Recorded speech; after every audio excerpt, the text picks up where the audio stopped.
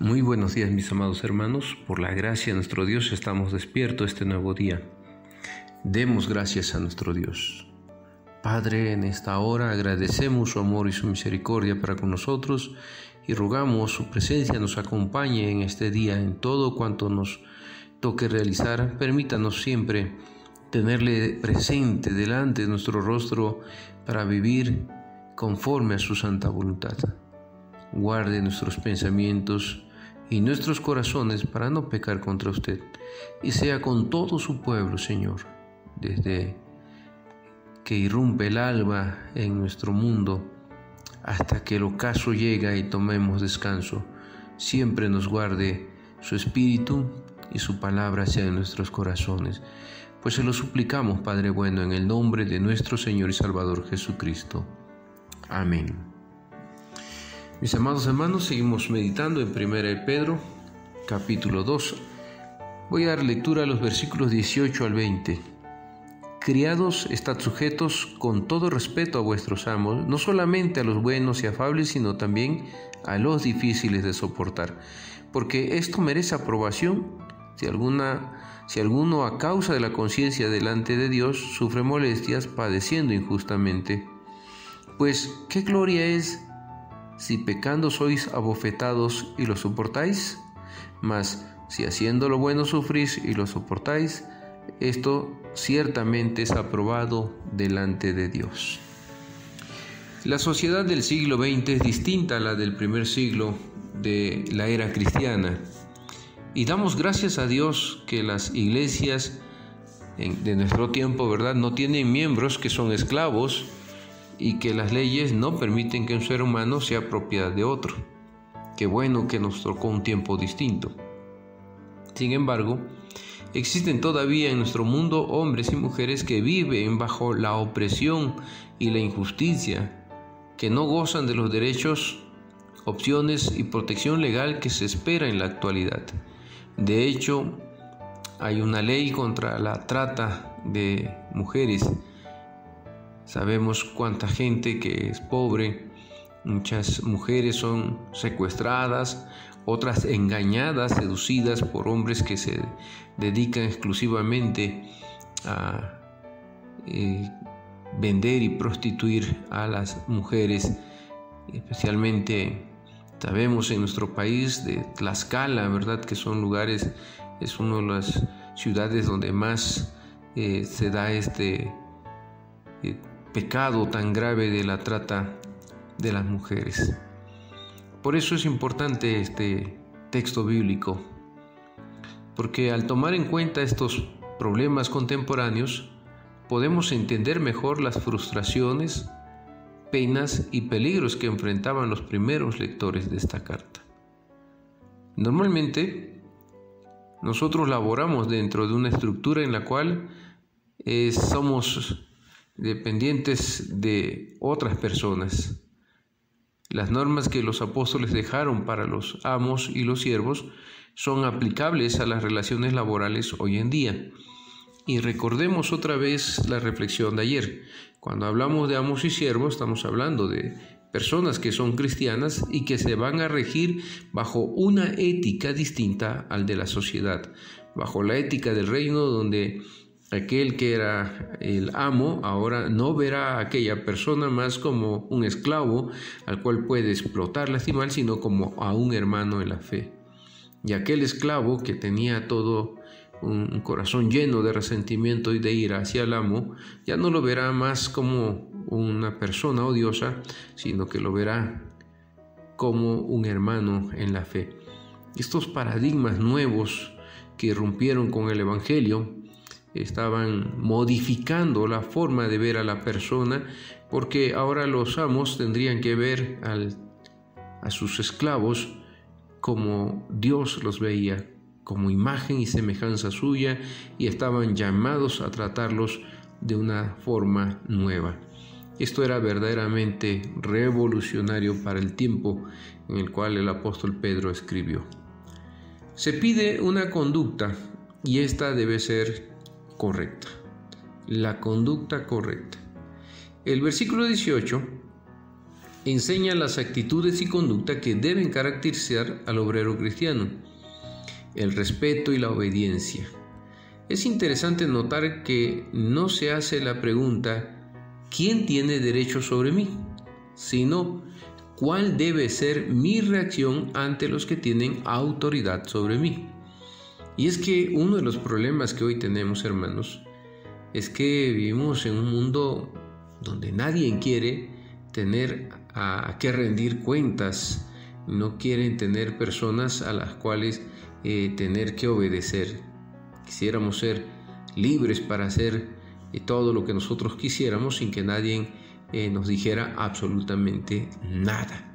Eso es parte de la característica de los movimientos liberacionales de estos tiempos, donde lo que se busca es que cada persona pueda hacer lo que quiera sin intervención de nadie, ni del Estado, ni de la Iglesia, ni de los padres, ni de nadie.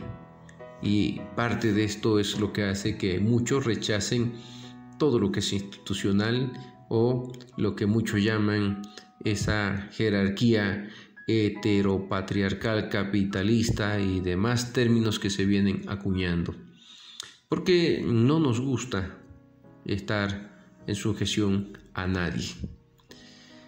La sociedad de nuestros tiempos ha cambiado y mucha gente que trabaja tiene muchas facilidades que los creyentes de aquel tiempo no disfrutaban. Si los esclavos de la época de Pedro, que carecían de protección legal, tenían que obedecer estas normas, ¿cuánto más los que ahora trabajamos teniendo tantas ventajas y derechos? En los versículos de 18 al 20, de estos versículos aclaran que nuestra responsabilidad al patrón no se limita en los casos en que él es amable y comprensivo. Tampoco se limita a las circunstancias en que sus órdenes y disposiciones son justas y correctas. Yo recuerdo un tiempo cuando laboraba en una empresa, mis compañeros se quejaban, ¿verdad? Decían: oye, si no te pagan para eso, ¿por qué lo haces? Es que luego van a abusar de ti, si eso no es parte de tu empleo. Porque mi patrón en aquel entonces me tuvo tan confianza que me pedía ir por sus hijos a la escuela, ir a recoger cosas que estaban fuera de mi labor de trabajo, pero estaba en mi horario. Yo decía en mi pensamiento, no me perjudica en nada el hecho de poder hacer esto dentro de mi horario de trabajo. La gran bendición que tuve es que mi patrón, después de 6 meses, me llamó a ser gerente de un turno de su empresa. Y todos aquellos que se quejaban quedaron bajo mi autoridad. Y de verdad que es difícil, hermanos, porque cuando hay patrones a veces que no son tan afables, ¿verdad?, o tan comprensivos, resulta para muchos difícil sujetarse y obedecerlos y tener buena disposición para el trabajo. Pero el Evangelio de Lucas nos dice en 6:32 al 33, porque si amáis a los que os aman, ¿qué mérito tenéis? Porque también los pecadores aman a los que los aman. Y si hacéis el bien a los que hacen el bien, ¿qué mérito tenéis? Porque también los pecadores hacen lo mismo. El apóstol Pedro continúa orientando a los creyentes para que obraran correctamente en medio de una sociedad que no los aceptaba. Les enseñó que debían mostrarse leales y servir con entusiasmo. En ciertos lugares y circunstancias, todavía nuestra conducta puede ponernos en peligro. Se debe reconocer que estos versículos contradicen la doctrina tan popular en la actualidad en algunas iglesias que afirman que Dios promete prosperidad, salud y bienestar al creyente que lo obedece y deposita su confianza en Él. Con esto nos estamos refiriendo a la teología de la prosperidad. Aquellos que cancelan enfermedad, cancelan deudas, cancelan pobreza y declaran bienestar, riqueza, etc. La fórmula que encontramos en la epístola del apóstol San Pedro es obedecer, sufrir, soportar. Esto es igual a ser aprobado. El anhelo preeminente Esta porción también señala que la meta del cristiano es ser aprobado por Dios, aunque no lo sea por los hombres. Debe preocuparnos más ser aprobados por Dios antes que ser aprobado por los hombres. Y es que, vuelvo a repetir, como decía la vez pasada, muchos anhelan ser carismáticos, caerles bien a la gente, están buscando agradar a sus oyentes, quieren endulzar sus oídos y que les aplaudan. Pero el creyente, mis hermanos, no siempre debe buscar la aprobación de los hombres, más bien debe buscar ser aprobado por Dios, aunque no lo sea por los hombres. El siervo que más merece la aprobación divina es el que colabora y es paciente aun cuando se le trate injustamente. Algunas alternativas bíblicas. Habiendo estudiado la exhortación tan clara que da en estos versículos el apóstol Pedro, debemos considerar algunas cuestiones de ética que no se mencionan. ¿Estamos en libertad de aprovechar cualquier oportunidad que se nos presente para mejorar las circunstancias de nuestro trabajo? 1 Corintios 7, 20 al 24 dice que sí, hermanos. ¿Se nos permite escapar del sufrimiento injusto? Hechos 9, 23 al 25 y versos 28 al 30 nos dice que sí también. Ahí tenemos un ejemplo. A través de los padecimientos, ¿logra Dios resultados provechosos para nuestro desarrollo como personas? Romanos 8:28 dice que sí, y el ejemplo de Pablo lo confirma en 2 Corintios 12, 9 al 10. No estamos hablando de un estoicismo que era una filosofía griega, ¿no? No estamos hablando de, quiero sufrir y aquí estoy, no. Si es necesario padecer, estamos dispuestos. ¿Podemos librarnos de este sufrimiento? Hay que hacerlo. ¿Podemos mejorar las circunstancias de nuestro trabajo? Busque usted mejorarlas. Entonces, no se trata de que, estoy sufriendo y si puedo escapar, no, porque voy a sufrir. No, es clara la Escritura.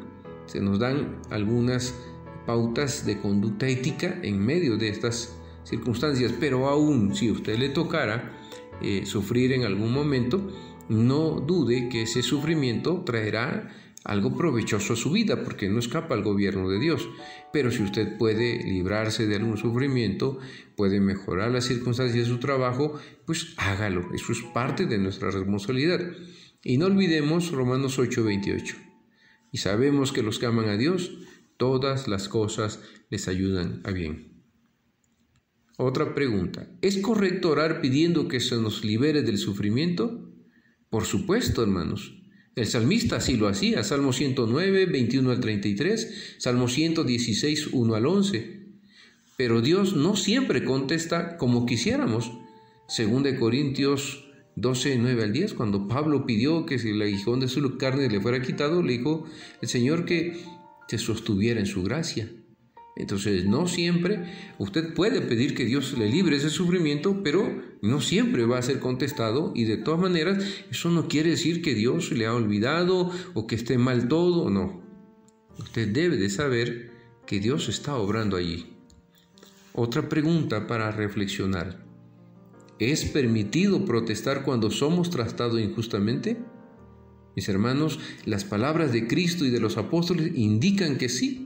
Juan 18, 23, Hechos 5, 40 al 42, capítulo 23 del 1 al 5 de Hechos y Hechos 25, 8 al 11.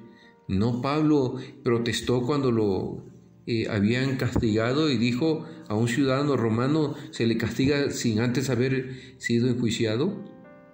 Y por supuesto, nosotros debemos protestar cuando somos tratados injustamente, pero recuerde, siempre lo hace usted para darle la gloria a Dios, nunca como un acto de venganza o para destruir a otros, siempre buscando lo que es justo, la justicia que se proclama en el reino de Cristo.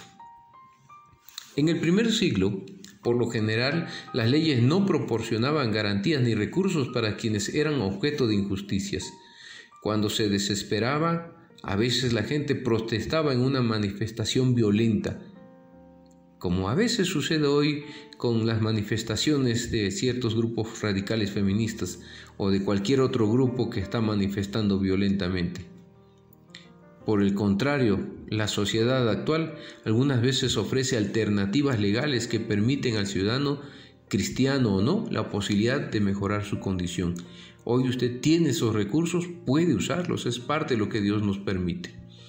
Por ejemplo, existen las garantías del voto, de amparo, de acudir a una asamblea legal, las negociaciones obrero-patronales y la protesta pacífica, dentro de muchas formas que el creyente puede usar.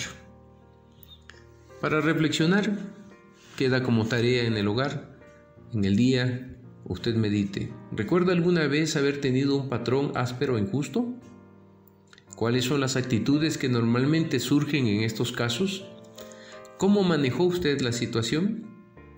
Si se volviera a encontrar en una circunstancia semejante, ¿cómo cambiaría usted su comportamiento con todo lo que hemos aprendido hoy? Dios les bendiga, mis hermanos. Si el Señor lo permite, mañana continuamos con nuestras reflexiones.